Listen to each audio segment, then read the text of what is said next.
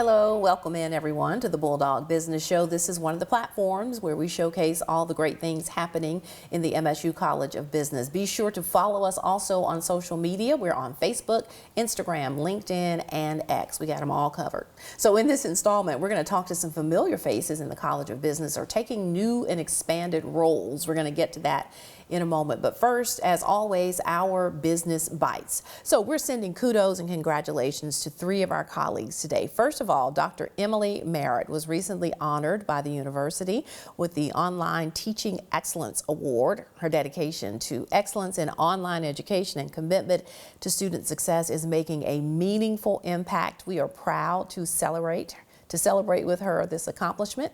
Now, also, we want to congratulate Dr. Brian Blank and Natoya Sanders, both of them, for being named to Hometown Starkville Magazine's Starkville October Best of the Best Top 20 Under 40. There they are. Dr. Blank is an associate professor of finance here in the College of Business. Natoya serves as assistant director of development for the College of Business. They were both honored at a recent luncheon, and they are featured in the June edition of Hometown Starkville, so be sure you go pick it up if you see it out. We're proud to see their leadership recognized across our community.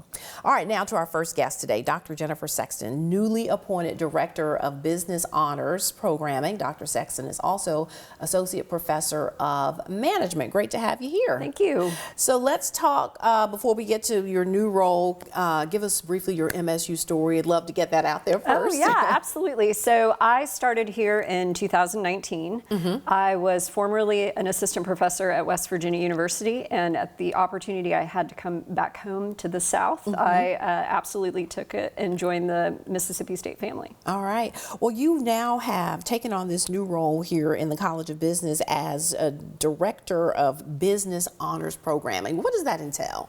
So that's a fairly new role.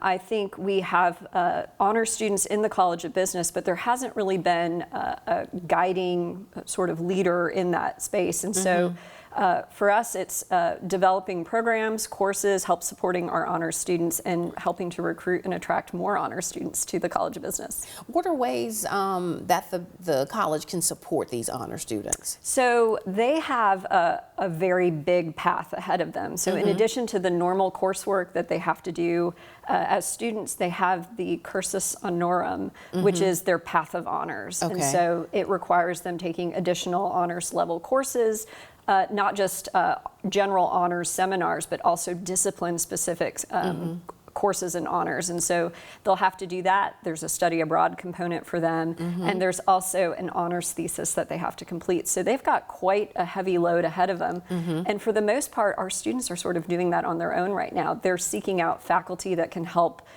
teach those classes or turn their ordinary classes into an honors section, and they're also looking for folks that will mentor them in those research projects. And so I see my role as a facilitator in connecting students and faculty together.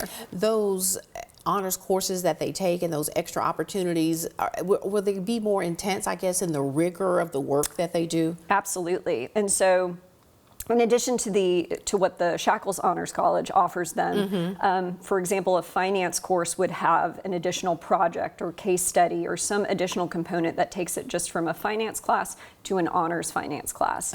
So we don't currently have very many sections that are just dedicated to honors students. And so what our students are having to do is actually find faculty that are willing to develop that kind of extra project that they have to do.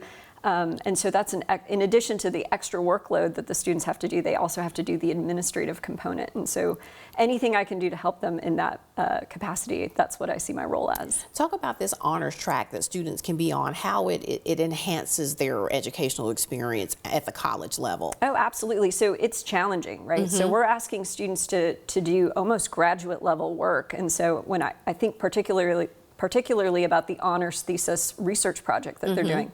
So I've had the privilege of seeing some of our students do work on corporate governance and boards of directors. There's accounting projects, there's marketing projects. And so these are students that are doing actual research, creating new knowledge, asking questions and finding answers to them. And so that's a lot of work.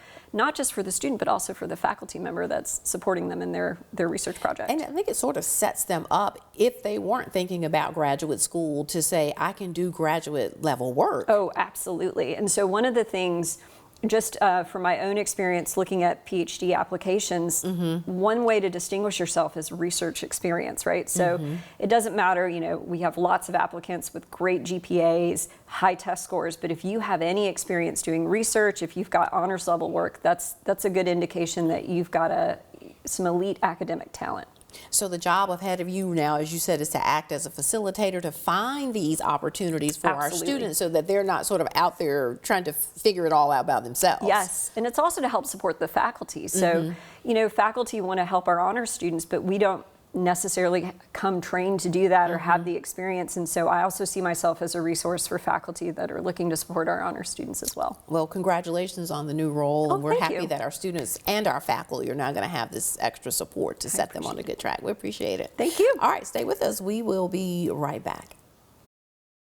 At Mississippi State University, the Richard C. Atkerson School of Accountancy delivers more than degrees. We deliver results, record-breaking internships, industry-leading employer connections, nearly 100% job placement rate. Our students learn from expert faculty, build relationships with top firms, and graduate ready to succeed in the industry. From undergraduate to graduate programs, on campus and online, we prepare students who make an impact. Atkerson School of Accountancy, where everyone counts.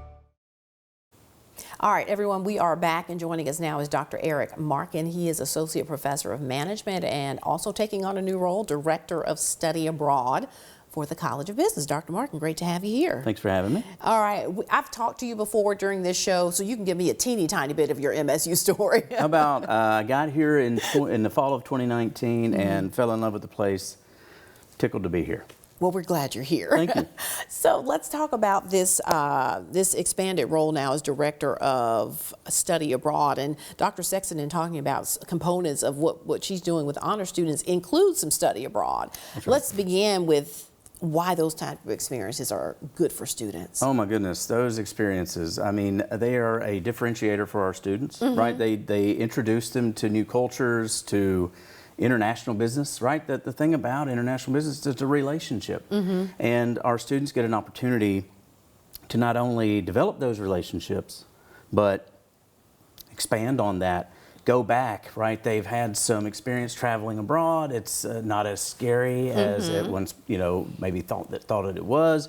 And I think it's just, as they say, the old adage, right, is that travel broadens the mind, but it develops capabilities and skills that are very valuable.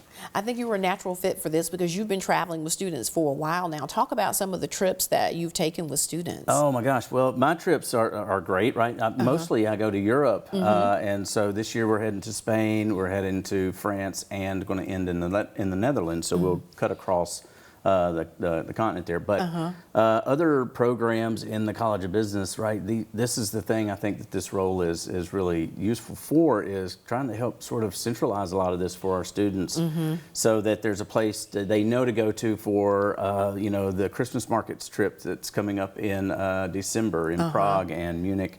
And then there's going to be a Costa Rica trip, hopefully in the for spring break. Right now we've got a group of students, college student or business students that are in Japan, and then we take our trip in a couple of weeks. So there's a lot of opportunities. We've got Dublin trips coming up. We've got some Rome opportunities. So there's a lot out there.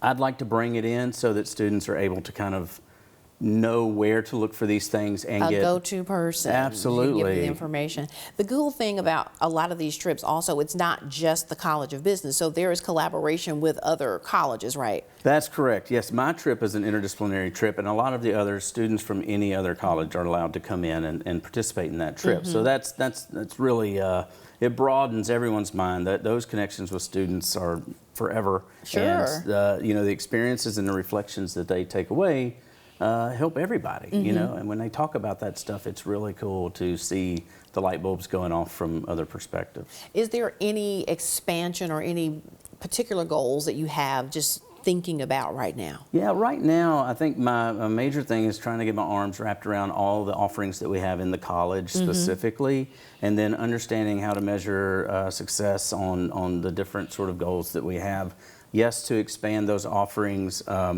you know, to get more engagement from students and also faculty, but also, you know, making it a little more accessible to students and understanding sort of who's consuming these trips. Are these mostly juniors and seniors?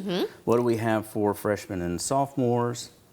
And even graduate students, we need some opportunities for them, and we have a lot of that working. But just you know, an umbrella to where all that kind of falls into and gets organized is going to be very helpful. One of the key things you said is that what they get out of traveling abroad is that it's not quite as scary maybe as they have thought it would be. What are some examples you can give or sort of think about students who had never traveled abroad? Some of them maybe never been on a plane before, and this becomes their first trip. How is that for them? How is that for you? No, well, for all of us, it's a great opportunity, right? It's such a fun moment to see. And we've got a lot of rural students, and those students maybe haven't been out of the state in some cases, or not out of the Southeast. And so I've had a couple of those. One young woman who went to Paris with us a couple years back, she basically just said, "Look, I'm going to come back, and I'm going to try and live here somehow." So live there, work there. Changed our world, and that's awesome. That is life-changing. It really is. There is cost, obviously, associated with traveling abroad, but I'm sure you're going to help them find opportunities to offset some of that cost. Maybe in some cases it's paid for. How will that work? Yes, ma'am. That's a great question, and something I am certainly looking into to try and figure out all the ways that we can help students and make it more accessible to them. Right now, we're working with some departments about potential trips and what can be absorbed from the department that's not passed on to the students in program fees. So that's the first step to try and make it a little more accessible. And we'll see how it goes and try to build on it. And the goal, obviously, educational, but fun. Absolutely. There's a lot of time where you're out and you're exploring and getting those cultural experiences, like you said.